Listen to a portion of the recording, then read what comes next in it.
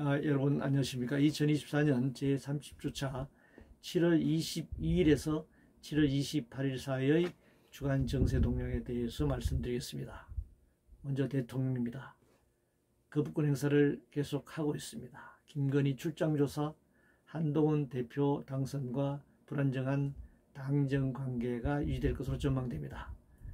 국민의힘 한동훈 대표 당선으로 윤석열 대통령과 5월 동조의 모습을 보여줄 것입니다. 더불어민주당 국회 다수 의석을 이용해 특검법 탄핵 청문회로 윤석열 정권을 압박하고 있습니다. 김건희 성역 수사로 수사기관의 독립성과 중립성을 스스로 무너뜨린 검찰은 권력의 하수인임을 증명시켰습니다. 권력으로부터 독립하지 못한 사법부의 한계, 그리고 부패한 법관들의 모습을 봅니다. 경제분야입니다. 자본주의 성장이 한계에 도달한 국면에서 기후위기에 대응하기 위해서는 탈성장과 체제 전환이 필요합니다. 재벌부자 감세에 이어 상속세까지 깎아주겠다는 부자 대변하는 정치 세력들입니다. 자본주의 경쟁 격화로 기업 파산에 몰리면 자본가들은 그 피해를 소액주주와 노동자에게 전가하거나 투자처를 해외로 이동합니다. 고도화된 디지털 자본주의 사회에서 발생한 사이버 정전으로 대혼란이 초래되었습니다. AI 자본주의 하에서 노동자 착취와 인간을 상품화하는 인공지능이 재현되는 문제가 심각하게 예상되고 있습니다. 티몬 UF 사태는 온라인인 쇼핑몰의 먹통 사태이고 유통 자본의 확장과 노동자 착취 수탈의 모습을 보고 있습니다. 확장되는 인천공항의 효율적 이용과 중복 투자 방지를 위해 지역의 새로운 공항 건설과 확장에는 신중을 기해야 할 것입니다.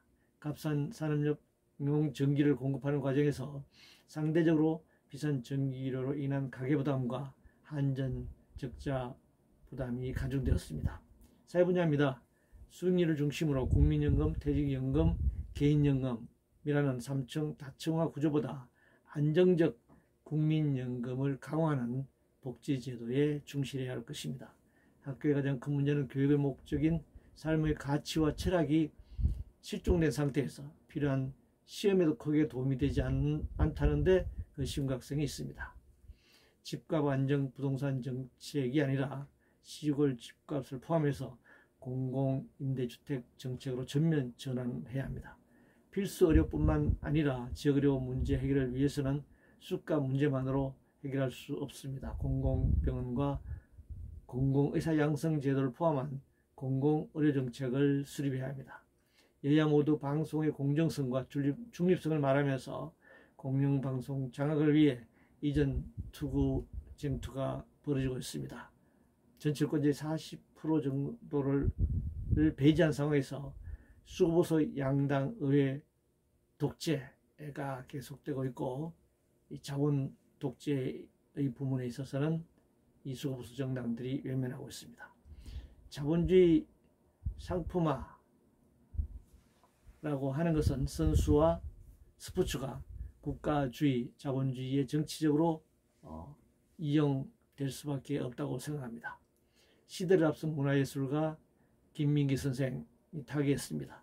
함께한 문화예술 노동자들과 근로계약서를 썼고 운영에서 여력이 있으면 배당까지 한 점은 선진적인 모습이었습니다. 출생률은 양육과 교육에 대한 국가 책임, 차별 없는 안정된 직장과 사회복지 등 아이를 키울 수 있는 사회적 여건과 관련된다고 할 수 있습니다. 평균 수명 연장 속에서 집에서 임종을 맞이할 수 있는 여건은 마련되어 있지 않습니다. 청소년들의 사이버 도박이 성행하고 있습니다. 외국인의 보험 사기도 역시 성행하고 있는 등 심각한 사회 문제가 발생하고 있습니다. 노동 분야입니다.